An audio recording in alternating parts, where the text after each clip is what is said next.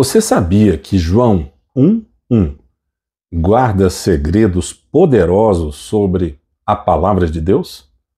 O texto bíblico diz: no princípio era o Verbo, e o Verbo estava com Deus, e Deus era o Verbo. O que significa o Verbo? Hoje vamos desvendar 3 segredos ocultos dessa passagem que revela uma relação profunda entre Jesus e Deus. Essas revelações vão transformar a sua compreensão da fé cristã. Fique comigo para explorar o Evangelho de João e descobrir como essa regra de fé pode impactar a sua vida espiritual. Se você busca entendimentos profundos dos segredos da Bíblia, esse vídeo é para você, não perca.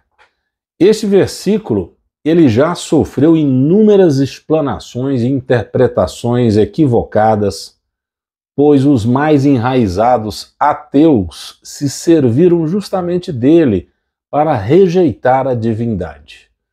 Farei uma explicação então concisa sobre a luz, na luz da luz por si mesma, que combate e vence esses equívocos de interpretação. Antes de mais nada, eu observo, porém, que eu tratarei do sentido psicoespiritual e não do mais intrínseco, ou seja, o sentido puríssimo celestial, porque esse sentido puríssimo celestial só a Deus pertence e é sumamente santo, sendo apenas transmitido para aqueles que procuram Deus numa elevada conduta pessoal. Eu ainda estou me lapidando, procurando acertar, creio que você também, mas vamos dar a nossa compreensão dentro da nossa escala espiritual. Vamos lá? Desvendando o segredo oculto número 1.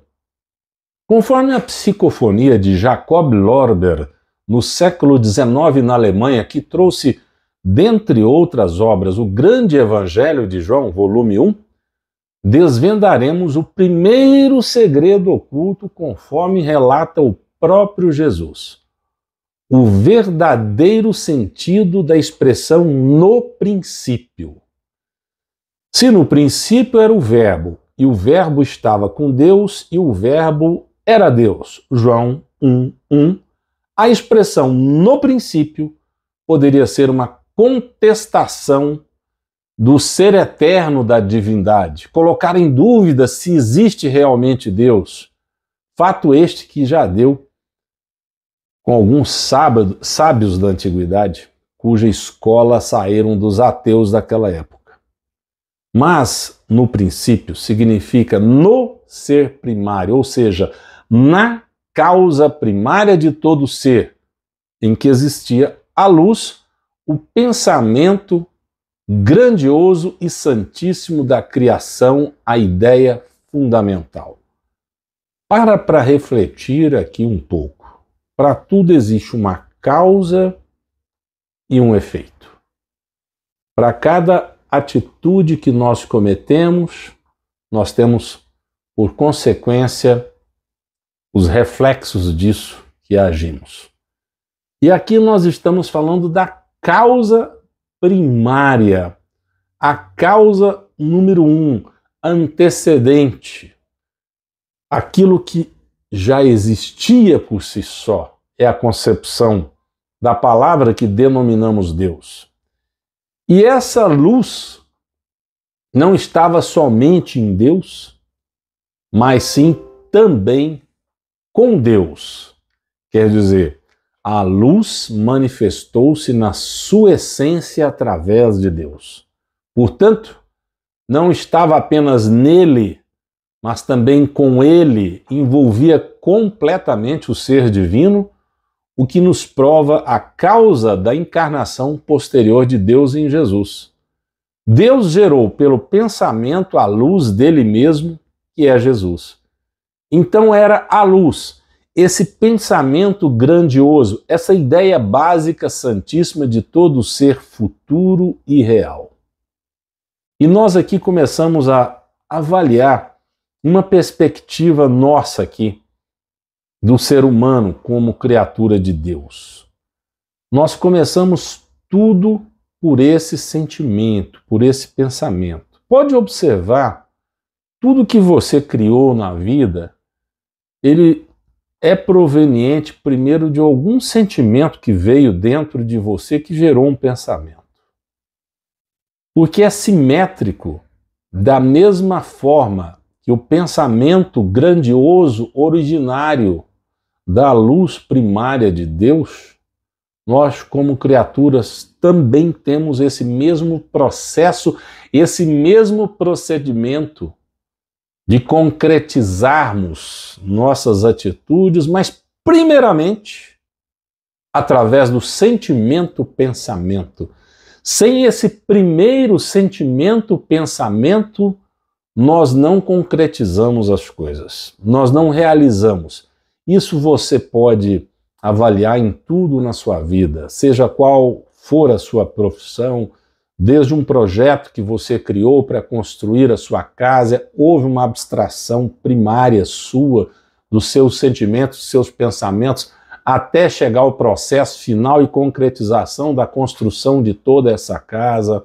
Assim acontece com um advogado quando faz uma peça processual, e assim acontece com um médico quando está diante de uma enfermidade de um paciente que deve realizar um diagnóstico para detectar qual é aquela doença, o que está causando aquilo, qual é a causa daquela doença.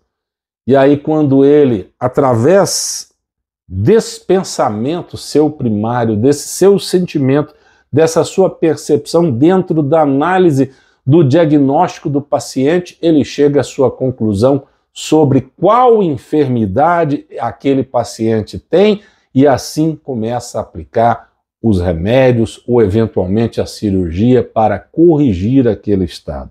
Em tudo temos isso, como consequência do quê? Da causa primária, porque Deus em si era a própria luz e era esse e é esse pensamento grandioso originário. Era a divindade mesma, porque Deus em Deus e através de Deus só poderia surgir dele mesmo, no ser perfeito e eterno. Assim, repito, no princípio significa no ser primário, na causa primária de todo ser em que existia a luz, o pensamento originário grandioso do Santíssimo da criação. E nós fazemos o processo semelhante em nossas vidas. Portanto, esse texto poderia soar assim: em Deus estava a luz, que emanava dele, e Deus mesmo era a luz. Desvendada essa expressão no princípio, vamos agora desvendar o segredo oculto de número 2. Eu prometi desvendar 3 segredos. Número 2, a profundidade da palavra verbo. Logos. Começo a dizer que a palavra verbo vem do grego logos, que significa palavra ou razão. Esse termo era muito significativo na filosofia grega e na teologia judaica. No contexto de João, ele revela que Jesus não é apenas uma criação de Deus, mas a própria palavra viva, a essência e manifestação de Deus na forma humana. Depois temos elucidado suficientemente a expressão no princípio, que nós já falamos, de modo que toda pessoa com alguma luz própria possa compreender agora esse segundo sentido, explicando-se por si mesmo o que é o verbo, o mencionado verbo, ou a luz na origem, ou o pensamento, imenso pensamento criador eterno com Deus. Assim, Deus, por si, também é eterno, não podendo ocultar um processo de origem de si. A explicação é que aquela luz na origem, que é o verbo, estava no início ou na causa primária de todo o ser. Aquela luz, que é o verbo, também estava na posterior criação com Deus, que somos nós. Reino mineral, vegetal, animal, e em Deus, através de Deus, logo é Deus em sua essência.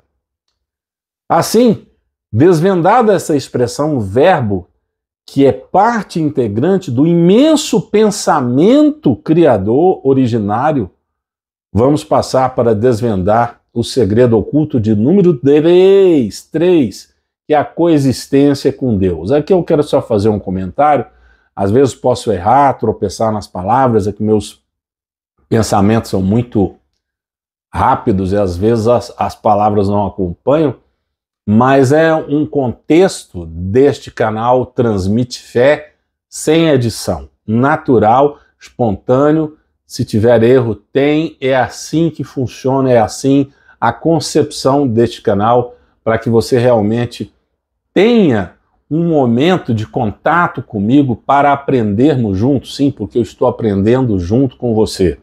E eu estou aqui transmitindo também aquilo que eu tive contato lá atrás. Eu sou de 1965. Nós estamos em 2024, portanto estou com 20, estou com 59 anos. E eu tive experiências desde muito jovem com doutrinas e sempre fui um buscador. E essa é a filosofia desse canal. Transmitir fé para os descrentes, para os que não acreditam em Deus, para os que não acreditam na existência da imortalidade da alma.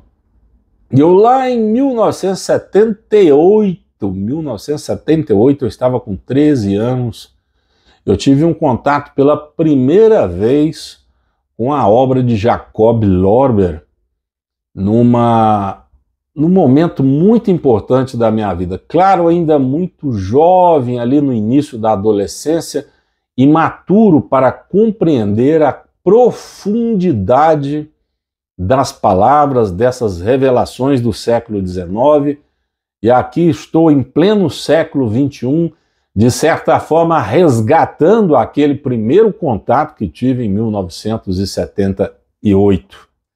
Feitas essas divagações necessárias e importantes, vamos aí para o terceiro segredo, a coexistência com Deus. O terceiro segredo, que é a frase "e o verbo estava com Deus". Isso implica uma coexistência eterna entre Jesus e Deus Pai. Antes de todas as coisas existirem, Jesus já estava presente com Deus. Isso demonstra a unidade e comunhão íntima entre o Pai e o Filho. Esse relacionamento eterno nos mostra a natureza divina de Jesus, a profundidade de sua missão na Terra. Para pensar, tem muito pouco tempo que Jesus veio à Terra. 2000 anos é um nada em termos de contagem de tempo. Se eu hoje estou com 59 anos, como passou rápido, 2000 anos é um estalar de dedos. É muito pouco tempo que Jesus veio e olha quantas coisas que já se modificaram. Quando, por exemplo, eu era criança, brincava ali com carrinho de rolemã, brincava com finca, aquelas coisas que a gente poderia brincar nas ruas, que era muito sossegado, muito tranquilo. E hoje as coisas são diferentes. Na minha época não existia internet, não existia celular, o ensino era dentro de um padrão mais tradicional. Eu vi uma mudança muito grande apenas nesses 59 anos de idade. E quanta mudança, ao lermos a história, aconteceu da vinda de Jesus para cá nesses aproximados 2000 anos. Daquela época da Roma antiga, daquela idade antiga, depois adentrar a Idade Média, para depois a Idade Moderna, para depois chegar nessa idade contemporânea que estamos. Quanta coisa mudou! Nós poderemos dizer que estamos até numa idade pós-contemporânea, de uma era completamente diferente, que eu não sei qual o nome aí, que talvez alguns estudiosos possam dar, uma era digital, uma era diferente, completamente diferente, com gerações diferentes. Veja que em tão pouco tempo, nosso planeta Terra já teve uma grande evolução, mas temos que caminhar muito mais. Esse relacionamento eterno de Deus em si consigo mesmo da causa primária que sempre existiu, da natureza divina de Jesus que veio há tão pouco tempo para a Terra, que é o Deus encarnado. É através disso que nós podemos conseguir identificar um trilho e dar um rumo que faça sentido às nossas vidas. Entender essa profundidade da missão de Jesus na Terra faz com que tenhamos maior paz de espírito. E essa conclusão da interpretação desse tema de hoje, de que todas as coisas foram feitas por ela à luz primária, e sem ela, nada do que foi feito se fez. É a manifestação do Verbo, a luz na origem de todo ser e criação, a qual, porém, ainda não tinha se exteriorizado como tal. Existia uma espécie de Deus em manifesto, ou seja, sem projetar, sem exteriorizar suas criações, mas quando Deus exteriorizou, todo ser originou-se deste ser básico que é Deus, que é em si o ser de todo ser. Está na declaração, e o Verbo era Deus. Isso afirma categoricamente a divindade de Jesus. Ele não é apenas um semelhante a Deus, um ser criado por Deus, mas ele é Deus na essência. E este é um dos pilares da fé cristã, porque aqui falamos de cristianismo, reconhecendo Jesus como verdadeiro Deus e homem verdadeiro. Entender isso muda completamente a nossa perspectiva, tanto sobre Jesus quanto sobre a importância dos ensinamentos que ele nos deu e do seu sacrifício. Em João 1:1, que é uma passagem rica em significado e profundidade, revelou-se a verdadeira natureza de Jesus como o próprio Verbo divino. Estes são os 3 segredos do meu compromisso desse vídeo com você hoje. De número 1, o verdadeiro sentido da expressão no princípio. O de número 2, a profundidade da palavra verbo, logos. E o de número 3, a coexistência com Deus. Mostrando, portanto, essa causa primária de todo ser no princípio, que era o pensamento original e único de Deus e na sua luz primária irradiando para as suas criações. Mostram que o Verbo era a própria luz na origem, vinda do próprio Deus e do seu imenso pensamento criador. Mostram a coexistência eterna entre Jesus e Deus Pai antes de todas as coisas existirem. Essa divindade de Jesus, a clareza nessa interpretação de João 1:1 são fundamentais para a nossa fé. Essa interpretação nos ajuda a compreender melhor a essência de Jesus e a sua missão na Terra.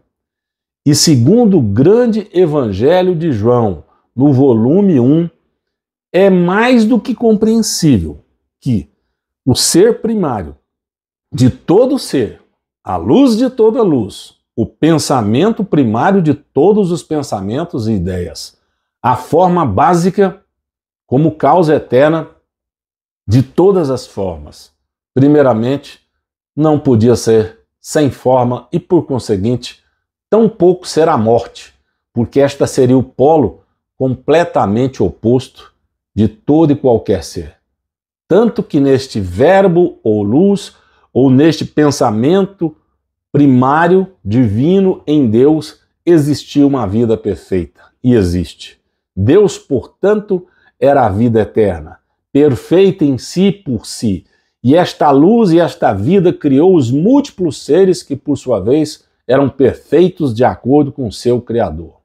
Essa vida primária de Deus só poderia ser completamente independente e livre, do contrário, não seria vida alguma, de modo que era parte integrante de nossos seres criados. A perfeição divina só podia criar seres perfeitos, que por sua vez se reconheciam como tais. Mas justamente, esse conhecimento dava-lhes a noção nítida de que não eram criaturas com origem própria, mas sim geradas pela eterna onipotência divina. Essa concepção existia forçosamente em toda a criação, bem como a de que a sua vida era perfeita, como Deus também é perfeito. E existem dois sentimentos no ser humano, esse sentimento que nos desafia. O primeiro momento, a gente tem a convicção da perfeição divina dentro de si. Mas no segundo momento, nós temos outro sentimento que é o trazido pela luz divina, pela qual reconhece a nossa existência temporária, de acordo com a vontade do Criador. E é por essa nossa existência temporária na carne é que percebemos que a perfeição divina dentro de nós só é efetivada se reconhecermos que somos criaturas de Deus, dependentes da causa primária de Deus, e não nós como deuses em si. Somente na vivência no decorrer dos tempos, de eternidades em eternidades, mediante um sentimento de humildade, de esforço individual, é que teremos a nossa evolução humana, a nossa subida da escada de Jacó para regressarmos na perfeição originária de Deus. O nosso livre-arbítrio, que foi dado por Deus, faz parte da ordem de Deus, nos dá essa opção de escolher os nossos caminhos. Porém, existem os caminhos mais longos e os mais curtos. Os nossos caminhos mais longos, para sermos eternizados, são aqueles em que nos apegamos ao material, ao orgulho, à cobiça, ao sensualismo. Os nossos caminhos mais curtos, para sermos eternizados, são aqueles que nos desprendemos cada vez mais da matéria, com humildade sincera, com amor a Deus, ao próximo, como a si mesmo. E aí, qual o caminho que você está optando? O mais curto ou o mais longo? Isso depende do seu livre-arbítrio. Eu estou tentando de todas as formas vencer as dificuldades, os vícios que tem, desbastar essa pedra bruta para tentar pegar o caminho mais curto. Mas isso envolve renúncia a uma série de benesses que nós temos nessa tão temporária vida terrena. E a maioria, às vezes, não tem essa vontade de largar das suas benesses, do seu conforto. Por isso mesmo não se esforçam no sentido metafísico. E eu penso que é muito importante você refletir agora. Adote o caminho mais curto. Afaste seu ódio da causa primária de Deus. Retire a revolta dos seus sentimentos. Só assim que eu e você poderemos estar no trilho certo para sairmos de uma noite de trevas e adentrarmos na luz que existe dentro de todos nós. Jesus veio como eterno ser de todo ser e como luz de toda luz e vida, a fim de nos ensinar com a humildade a forma de retirarmos o orgulho espiritual que ainda existe dentro da nossa alma. Vamos retirar esse orgulho espiritual. Continue a assistir o nosso próximo conteúdo que transmite inspiração, esperança e reflexão sobre o sentido da vida. É a palavra que transmite fé.